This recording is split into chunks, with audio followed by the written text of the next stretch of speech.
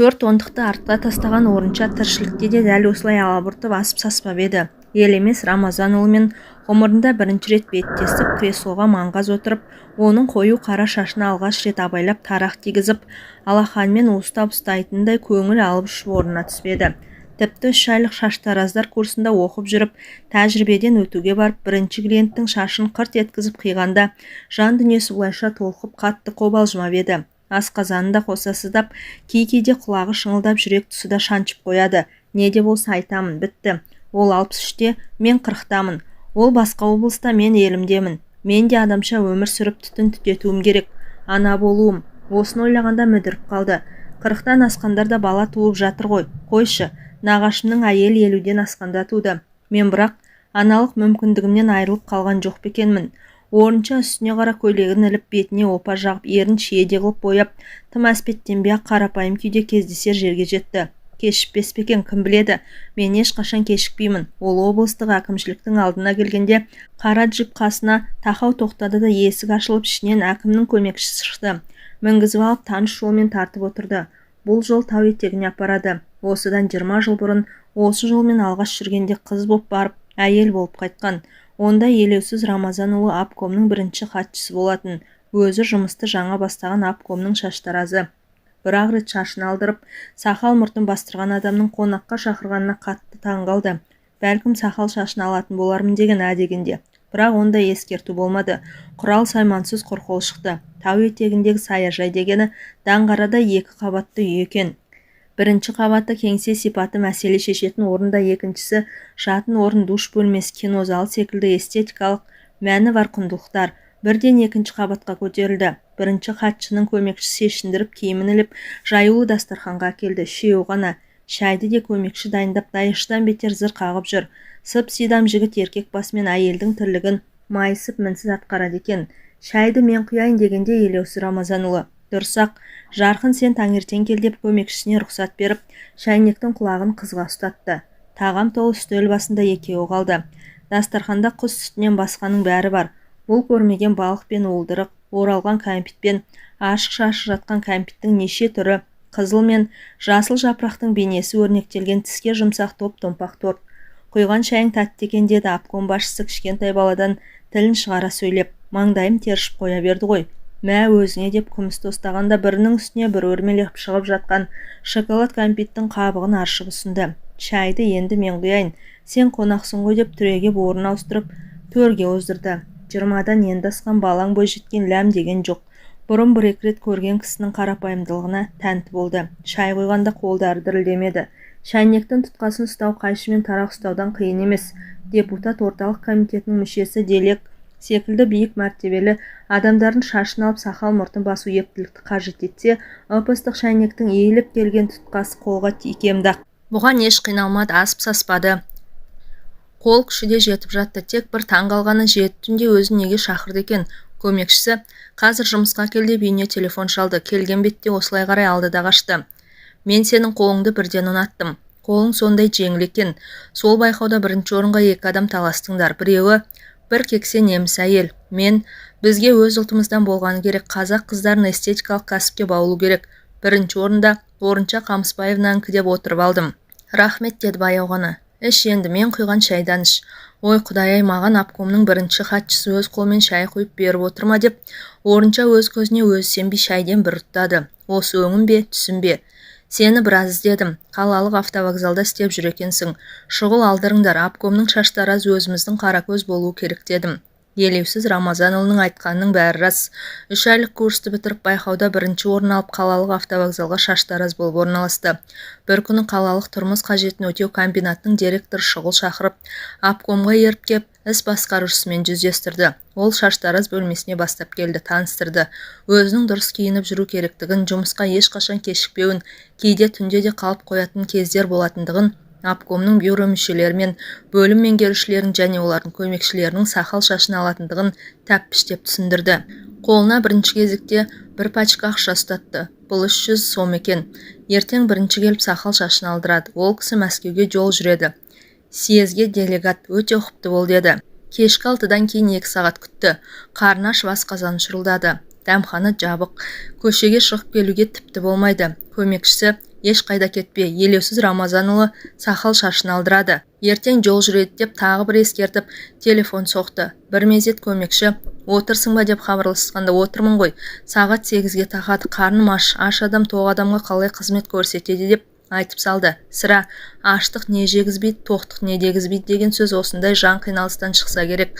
Сол-ақ екен, жапалақ көз Сидам көмекші сымы шұбатылған тоқ шайнек пен кәмпит, печенье тұтастай бір қорап торт әкеліп берді. Шайнек басы бүтін сенікі, шай қойып ішесің деп ескертті. Торт жеп, тойыңқырап қалған кезде көмекші алды. Хатшы артта кіріп келді. Жұмсақ креслоға жайғасқан жас шамасы 40-тардағы кісіге қандай үлгіде алайын деп шаштараздың дәстүрлі сұрағын қойды. Қысқа шаш, Мәскеуге кетіп барам ғой, сосын өзіңе ұнағанын жасай бер. Партия совет қызметкерлеріне селдір селкеу жоқ, құлақты ашқан қысқа шаш үлгісі тән әртүрлі үлгі, басшыны тойған қоздай монтитіп көрсетеді. Елеусіз Рамазанұлы, сақал мұртыңызды алайын ба? Ал, өзің сұрап тұрғанда, хош исаңқыған көбікті көпірште жағып ат жақты бетті әп-сәтте тазартып, соңынан майда жұмсақ алақанмен бет жылтыратқыш исмай сүйкеп әртүрлі гүлдердің жиынтығынан жасалған әтір бүрікті. Енді Мәскеуге ұша беруге болады деді, креслодан тұрып жатып. Елеусіз Рамазанұлы маңдайы ашық, қырғи тұмсық, жуан мойынды нағыз еркек тұлғалы азамат екен. Мана аққа оранып отырғанда айнадан көздері түйісіп қалып еді, абдырап құлақ түбіндегі шашы қайшының ұшымен сәл ауыр тақырықты. Соны байқаған ел ағасы айнаға тура қарамай көз арбасып қалар сәтте жанарын төменге салды. Құлақ пен танау ішіндегі тікіреген қылқыбырды түгін қалдырмай қырқып тазалау шаштараздың саусақ ұшынан қалмайтын ұсақ түйек болғанмен ұқыптылықты қалайтын міндет. Ол шүкір айқайшының ұшын шебер пайдалану қажет. Адамзаттың осы екі мүшесін өте сезімтал қылып жаратыпты. Тіпті тиіп кетсең қытығы келіп тез оянатын нәзік мүшесі осы екен. Сондықтан әрсақ, әр абай болу ұстаздың аузынан талай естіген. Арада 15 күн өтіп Мәскеумен келісімен түн жамылып тау етегінде тағы да кездесті. Хатшының қолынан шай ішкені орыншаны таң қалдырып тәнт етті. Сосын әркімнің бас болмысын есте сақтау шаштараздың бір ерекшелігі болса, ат жақты бетке біткен сопақша келген қасқабас сөзінің мәңгесінде. Үйің жоқ қой деді, тағы бір кесе шай құйып беріп. Жатақхана, өз үйім. Иә, газетте осындай рубрика бар, үйде орденде болады, тек жақсы жұмыс істеп, шеберлігіңді шыңда. Айтпақшы біз неғып отырмыз, шарап ішпей. Сен шарап іш, мен коньяк ішкейін, Мәскеудікі, съездікі. Облыс басшысы өз қолымен тырна сирақ рюмкеге құйған қызыл шарапты жартылай ішті. Көз қиығын бір салып өткен хатшы армян коньягын түгел тауысып қойыпты, тағы да құйды. Мынау сенің алтын қолың үшін. Біздің қыздардан шаштараз бен кітапханашы көбейту керек. Қазақ бұларды мамандық деп есептемейді. Сенің эстетикалық талғамың үшін, общем, сен үшін. Орынша тағы да орталай алды. Бұрын қыз ойнақтарда тәтті дәм тіл үйірген шарап жақсы жүріп отыр. Оның үстіне самаладай жарқыраған жиһаз бен жаныңа ләззат берер құнттай тазалық көңілін бірнеше саты жоғары көтеріп тастады. Ер кезегі 3-ке дейін, енді біздің туған жеріміз үшін, съезде біздің ел жақсы аталды, соған қосқан біздің облыстың да үлесі зор. Ел мен жер үшін деп өз түгел ішіп қойды да, жартылай алған бұған тура қарап ештеңе демеді. Сосын орнынан тұрды. Қабырғадағы төрі бұрышты сән сағатының тырсылы тырс-тырс етіп түнгі 10-ды көрсетіп тұр. Айтпақшы, Мәскеуден әкелген сыйлығым бар деп арт жақтағы сандықшаның аузын ашып, ілес арт жауып, ақ панчик байланған 4 бұрышты қорап ұсынды. Күйеудің шаш сепары, Клеопатра аталған француз иіссуы болды. Түннің бір уағы болып қалыпты. Жуынам десең жуын, душ анау тұр, жуынып ал. Орынша бір осы бір қарапайым адамның айтқанына қарсылық көрсетпей көне берді. Төбеден жылы су бүріккен душ астында тұрып та жан рахаттанды. Жатақханада душта, ваннада жоқ, моншаға осы аптада бара алмады. Қош иісі мүңкіген иссабымен ақ қарда жұмсақ көпіршіп, қара шашын түгел көмкерген бальзам аралас шампуньның иісіне бойы балқып жұмақ күй көшті. Қызыл шарап ұйқысын келтірді, бірақ осы бір қамқор адамнан қорықпады. Бір-екі рет сақал шашын алып бір-біріне жақын тұрған сәттен кейін бұл да көптің бір екен ғой деп көңілі сабасына түсті. Жуынып шықты, ақ желең басын бүркеген ақ орамал бәрі дайын. Елеусіз Рамазанұлы қайда кетті деп іздей бастады. Көзі үйреніп көңілі жақын тартып кетті. Ол кісі бір бұрыштағы ерлер душынан аққа оранып шыға келді. Тағы да шай ішеміз бе деді, күлімдей қарап. Күлімсіреген сондай мейірімді, өзі де өте әдемі кісі екен. Менің ұйқым келіп тұр деген сөз аузынан шығып кетті. Бір жағынан үйіме жеткізіп салар мекен деп ойласа, бір жағынан мына даңғарадай кең сарайдан шыққысы келмей қалды. Қазір ұйықтаймыз. Сенің орның анау жер деп іргелес бөлмедегі 2 адамдық кереуетке алып келді. Ұйықтай бер. көзі ілініп кеткен екен. Елеусіз Рамазанұлы төніп кеп, әй-шәй жоқ көрпені серпіп ашып, қасына қонжия кетті. Маңдайынан, мұрнынан сүйіп, тамағынан иіскеп, ұшы түртиіп тұрған қос алмасына тілін тигізіп, тамсана сорғанда қыз ыңыранып есінен айырылып, жанымдаған жайлы дауыс саяжайды жайлап алды. Ерін емшек ұшына алғанда, мұныңыз дұрыс емес де, тісі тісіне тимей қалшылдап, бәрі дұрыс болады, бәрі дұрыс. Еңгезердей еркектің салмағы езіп жібере жаздады. Жаншылып жанышыраған 20-дағы шаштараз қыз 40-дағы қырқылжың ел ағасының астында шыңғырып жатып, анасын көмекке шақырды. Оған тық-тық еткен қабырғадағы 4 сағат, терезедегі желкемен желп-желп еткен қызғылт перде, душ бөлмесіндегі тырс-тырс тамған тамшы куә.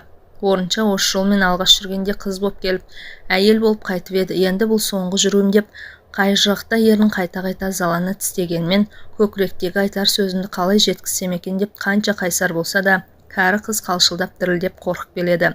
20 жыл дегенің бір жігіттің жылқының басын бұрып, жығар ғұмыры, ата-анасы әлпештеген бір қыздың омырауы шығып, оң жақтан сол жаққа аттап екі босағаның да берекесін кіргізіп бақытқа кенелер кезеңі. Орынша ойлап отырса, осы жолмен алғаш келгенде көкірегі шешек атқан балаң бой жеткен еді. Қазір омырау былқ-сылқ еткен 40-тағы кексе әйел болды, бірақ бала емзе алмады. Жасанды жолмен түсік тастап Елеусіз Рамазанұлының көңілін тапты. Омырауына еңбектігі ерлігі үшін медалін, еңбек қызыл ту орденін тақты. Ең есте қаларлығы Мәскеуде өткен тұрмыс қажетін өтеу қызметкерлерінің құрылтайында бала емізбеген омырауға еліміздің ең жоғары марапаты Ленин орденін тағып қайтты.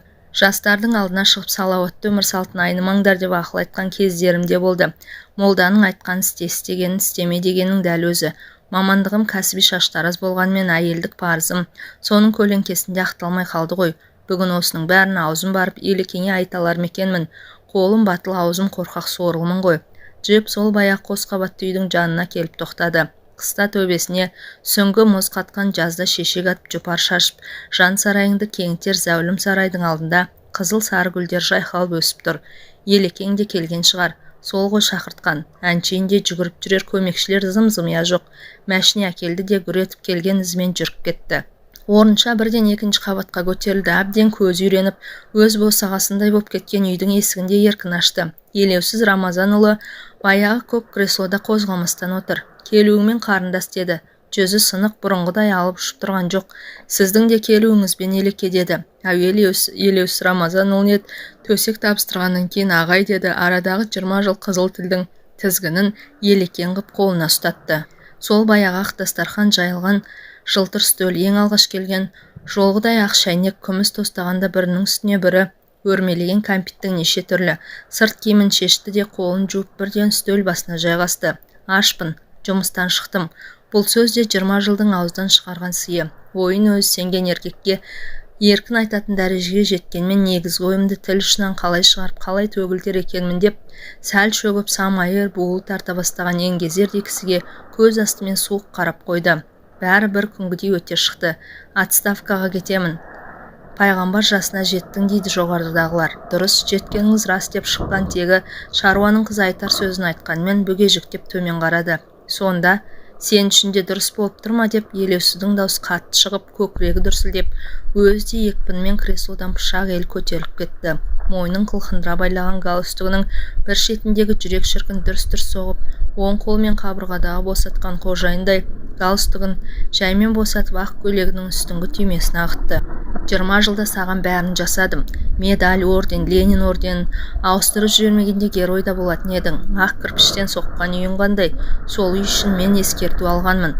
Осының бәрі бір күн айтылады-ау деп күтуші едім. Бәрін күтіп жүр екенсің ғой. Вот какая. Елеке, мен де 40-қа келдім ғой. 20 жыл қасыңызда жүрдім. Жаман жүрген жоқсың. Басқа жұрт бұлай жүргізбейді. Жалт етесіңде жоқ боласың. Орынша жалт қарағанда ашаң әйелдің кең маңдайы тарылып, ұзын кірпіктері қысқарып, қос мұрны пұшық мұрынға айналып, бүкіл бет әлпеті бұзылып, құбыжыққа айналып бара жатқандай көрінді. Қайта басын көтерген жоқ. Өзін үйлеуіне көндірген еркектің мысы басып кетті. Бұрын бір қарағанда үн-түнсіз бәрін түсініп, ығына жығылып, ыңғайына көне беретін. Ол болса сақал шашын алып болғасын, жұмсақ креслода отырып, күректей алақанын бұның сәл шаршаңқы нәзік саусақтарының үстіне қойып, рахмет, ақшаңды үкімет төлейді деп орнынан тұрып жүре беретін. Бұл екеу ара көрісіп жүрген 20 жылдағы сезім қылының қоғамдық орнында дірілдей шертілу еді. Неге үндемейсің? Менің де сізге айтарым бар. Не айтасың? Тұрмысқа шығам. Кімге? Журналистке. Жалаң аяқ журналистке ме? Өзің де сөзге құмар едің. Жалаң аяқтар көбейген заманда жалаң аяққа шығып жетісерсің. Менен жалықтың ба? Елеусіз тағы да бір түймесін ағытып, галстугын төмен тартты. Сәні кетіп салбыраған, қап-қара шүберек қозғалса қозғалып шалқайса, көкірегіне жабысып, жанына серік жалғыз өзі болып тұрғандай. Менен жалықтың ба? Кететін күнімді алдын ала есептеп жүр екенсің де, әкімшілік информацияның ошағы ғой. Бұрыннан айта алмай жүргенмін. Бұрыннан сонымен сыбайлас педің? Мен білмекпін ғой. Білгенде сыбайлас жемқорлықпен күресетін комитетке айтар едік. Мен жемқор емеспін. Сен де обкомнан аларыңда азалған жоқсың. Ол жалт қарағанда сұлу әйелдің өң жүз тағы да құбыжық кейіпке түсіп, бұзылып бара жатты. Жарайды, суға түсіп алайық, душқа түс. Ой Аллай, осыдан 20 жыл бұрынғы сөзін қайталады. Бірақ онда душқа түсіп ал деп жұмсақ рауышпен сөйлеп еді. Бүгінгі мәнерінде ызаның сызы, өшпенділіктің салқыны бар. Қызмет қолдың кір екенін осылай ойламайды екен ғой. Тағынан түскен күні қалшылдап шыға келеді. Ол сарылдатып су ағызып жатқанда бұл тысқа шықты да, қою түнге малынып, ай сәулесі ғана сұлу бейнесін аспанмен тамашалап тұрған гүлдердің арасымен өтіп, кең қақпаны қинала ашып келген жолына түсті. Бұл жол жаяу қайтты. Қаладан 10 шақырымдай жолға табан ізін қалдырып, жүрегі өрекпіп жалғыз кетті. Артынан келер, қол көтерер көлік жоқ. Бұл бір өмірден бөлініп қалған бейсеует жол. Бұл жолмен тек облыстың бірінші басшысының ғана көлігі жүреді. 10 шақырым тек қара табанның қаржымнағаларын орынша біледі. Оны тұрмысқа шықпақшы жігіті Тұрматтың бейнесі алға жетелік беледі. Бүгін хабарласам деп еді, іздеп жатқан шығар. Онымен танысқалы да 1 жыл болыпты. Шаштараздың облыстық байқауында екеуі әділқазы болып бірге отырған. Облыстық газетте істейтін журналистің аты жөнін сырттай білетін. Ол да Ленин ордені Шаштараздың атына сырттай қанық. Екеуі осы кәсіптің қыр-сыр қақында көп сөйлесті. Тұрмат тіпті Шаштараздар тарихына жетік. Бұл білмейтін жайттерді біледі екен. Елекең душтан шықты екен. Ол кісі жақсы омылады, сосын мені іздейді. Қалаға звондар, кімге звондайды? Бұнда қазір оның сөзі жүрмейді. Бұрын басқа қаладан ұрын келгенде, менің келгенімді ешкім білмеуі тиіс деп өзіне де бұған да қатаң қырағы талап қоятын. Бұның аузының беріктігіне сенеді. 20 жылда иненің жасуында із қалдырған жоқпын деп ойлады ғой ол өзін. Ал Орыншаның Елекең білмейтін бір сыры бар. Ол басқа облысқа ауысып кеткесін, Мәскеуден обкомға шұғыл тексерумен бір инспектор келген. Түн жамылып Тәттіху құшағында жатқанда телефон шырыл оятты. Сосын қоян жүрек көмекшінің бірі үйіне келіп, сізді бірінші іздеп жатыр деді. Тез-тездеп қалш-қалш етеді, киініп шықты. Сөйтсе бір күн бұрын сақалын қырғызған мәскеулік қонақ қызып отырып, обкомның Шаштаразы қандай әдемі деп тамсанып есіне түсіріпті. Сол бір сөз аузынан шығуы мұң екен, сізбен бірге қасыңызда отырса қалай қарайсыз деп құрақ ұшыпты бірінші хатшы. Қарсы емеспін деген бір ауыз сөзден кейін көмекшісі обкомның ақ кірпіштен соғылған ақшаңқан үйіне қарай құстай ұшып өзін көптен жүрмеген кәнігі жолмен саяжайға жеткізді. Қонақ көзіне ұйқы тығылып әлсін-әлсін езуін керіп, есінеген кезде бірінші хатшы біз қозғалайық деп мәскеуліктен рұқсат сұрады. Сіз демалыңыз, Шаштараз қажет болса қасыңызда қалады. Ол шығып бара жатқанда оңаша шақырып алып, неге тастап бара жатқаныңды білесің ғой деді, қабағын түйіп. Ертең сөз көбейіп жүрмесін. Мәскеулік инспектор душқа түс деп те айтпады, бірден бас салды. Тілге келтірмей не болғанын өзі де білмей, отанымыздың жүрегінен келген тексерушінің зілдей салмағының астында таң атқанша шаншылды. Ертеңіне жұмысқа бармады, әуелі Шаштараздың келмей қалғанын арнайы біліп, сосын қонақтың кешіккеніне сүйініп, әуелі өзіне өзі, сосын өзінің алдындағы Елемес Рамазанұлының мәрттігіне қатты риза болды. Шаштаразын бірге алып жүретін қолбасарлар болған, қазір сондай хатшылар бар. Елекең мәрт тіпті жомарт екен. Әйтпесе өзі тәрбиелеген мынандай Анжеликаны көз қиып тастап кету дегенің хатшының алғысы да құпиясында ішінде қалды. Осылай ұлттар достығына біз де үлесімізді қосқанбыз. Елекеңе осының бәрін ескерткенде не істер еді? Мәскеулікке аузын аша алар ма еді? Қайдан шықсын ондай ерлік? Соның алдында сілейіп отырғаннан басқа не бітірер дейсің? Көп болса өзінің орнына келген хатшыны сыртынан сілейтіп бір боқтар. Бұлардың жігіттікке бір сәтке жуылып кетеді ғой. Ол ай қараңғы астында ерін қайта-қайта тістелеп, қайрылмай кеткен жастығын қия алмағандай ішін ыза кернеп, даңғыл жолдан иіліп, басталған жалғыз соқпаққа қарай бұрылды. Елекең іздесе таба алмай қалсын. Бұл соқпақта қалаға апарады. Оны Тұрматтың сүйкімді бейнесі алға жетелей берді. Қаншама рет телефон соққан шығар. Екеуі ара көп әңгімеден кейін бір күні газеттен басқаға бақыт сыйлаған деген очеркті көрді. Бұрын өзі туралы талай жазылса да, Мына жазуға Орыншаның жүрегі елжіреді. Мөлдір құдыққа үңілгенде жанның терегіне үңіліп, жан сезімін ашып көрсетіпті. Бақыт деген не деп сауал қойып аяқтапты очеркті. Мен үшін бақыт дегенім өзгеге әсемдік сыйлау, өзгенің көңілінен шығу, оның шаштары айнасынан өзін көріп, орындықтан риза болып тұруы. Бәрі рас, сұрағаны да айтқаны да рас. Бірақ адам бақытты басқада емес пе? Әйел бақыты жар сүю, бала табу, оны тәрбиелеу. Тұрмат бәрін емеурінен білдіріп тұр. Өзі де бақытын таба алмай жүрген жігіт екен. Үйленгесін бір аптадан кейін жұбайы кенеттен қайтыс болыпты. Содан бері 40 жасқа дейін жалғызбасты күн кешіпті. Екеуміз түйедей құрдас екенбіз. Көргені мен түйгені жеке басының мұңы көз алдынан кинолентадай жылжып өтіп, Орыншаны еш шаршатпады. Көңілі қобалжыса да, көкірегіндегі запыранды сыртқа шығарып тастағанына жаны жеңілдеп, Алтай тауының аңғарындағы жаздың салқын самаласында сергек басып келеді. Салмағы жеңіл қара сөмкесін біресе оң қолына, біресе сол қолына ауыстырып, жан дүниесінің ар жағынан бір алақайлаған тәтті дауыс естілгенде қала оттары көрінді. Келдік, кеп қалдық. Даңғылға шыға бергенде мәшіне ұстаймын. Елекең енді мені іздемейтін шығар. Бәрі де түсінікті болды ғой. Жалғыз аяқ соқпақ даңғыл жолға тірелді. Мәшіне өте қалса, қол көтеруге дайындалып, оң қолын босатып, сөмкесін сол қолының қарына ілді. Тұрматтың дауыс құлағына келді. Сен қайда жүрсің ей? Түнделетіп қыдырып кетіпсің ғой дейді. Алғаш кафеге шақырғанда даяшы жігіт тамақты алдарына әкеп қойған кезде Сталин қанша патша болса да көрсендегі тамақты өзі құйып ішеді екен. Мен де саған өзім құйып берейін деп мәз болды. Бұл болса аяқ астынан сіресіп оқтау жұтқандай қақиыл қалар хатшыларды ойлады. Ең бірінші боп Елекең елестеді. Ол менің өмірбаянымды, Ленин орденін қалай алғанымды бәрін біледі. Бірақ сыр тартып сұрамайды, әрден қозғамайды.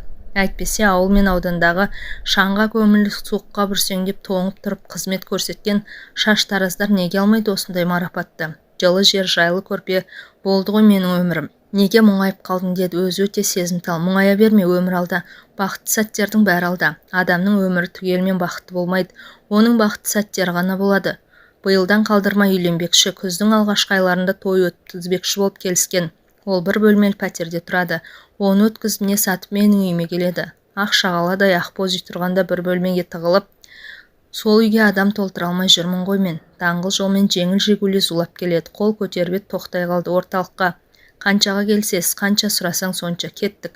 Мәшіне ақшаңқан зәулім үйдің алдына кеп тоқтағанда теледидарға қараудан көз талмайтын жүргізуші жігіт жолаушы әйелді шырамытқандай болды. Сіз атақты шаштараз Орынша Қамысбаева емессіз бе деп сұрағысы келді де әдеп сақтап тілін тістеп қалды. Кірген бетте телефонның нөмірі ажыратқанша үңілді. Тұрмат 1-2-3-4 рет соғыпты. Қазір бейуақ, ыңғайсыз болар. Таң атысымен өзім хабарласам. Жүрегі алқынып аузына тығыла берді. Сол қолының тамырын ұстады, бүлк-бүлк. Жүрегіне жұмсақ алақанын қойды, дүрс-дүрс. Телефон түбіндегі ақ креслоға шалқайды. Екі қолы көтертпей, он саусағы қимылсыз салбырап қалды. Телефон шыр етті. Қолын көтеріп тұтқаға жеткізе алмады. Тағы да шыр-шыр. Тұрмат қой мынау. Бар күшін сарп етіп серпіліп барып, нәзік алақанын тұтқаға тигізді. Бұл қалалық полициядан бізге Қамысбаевна Орынша керек. Аузынан жылымшы қан ытқып кетіп шалқасынан түсті. Қызыл қан кезерген ернін жуып шайып, төмен қарай тырс-тырс тамшылап тұр. Түн ортасындағы естілген дөрекі дауыс әбден шаршап келіп, талмасы ұстаған жүректі жарып жіберді. Екі аяғынан тік тұрып, адамдарға қызмет еткен шаштараз емен жарқын бір дем алайыншы деп бойын кеңге салғанда өзінің ақ креслосында аузы ашылып шалқалаған күйі таңылды.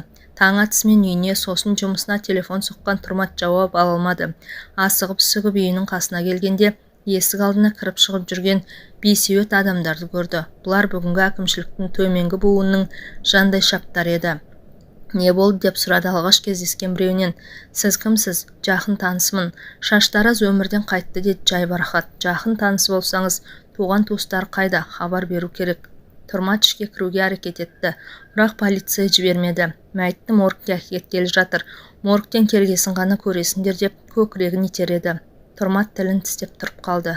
Содан Орынша Қамысбаевна қала шетіндегі мұсылман бейітіне жерленді. Ленин орденін қызыл масатымен көмкеріп, облыстық өлкетану мұражайына іліп қойды. Астына атақты шаштараздың қолы тиген қайшысы мен тарағы, жансыз бейнесі табылмады. Марқұм жадырап отырып, суретке де түспеген екен.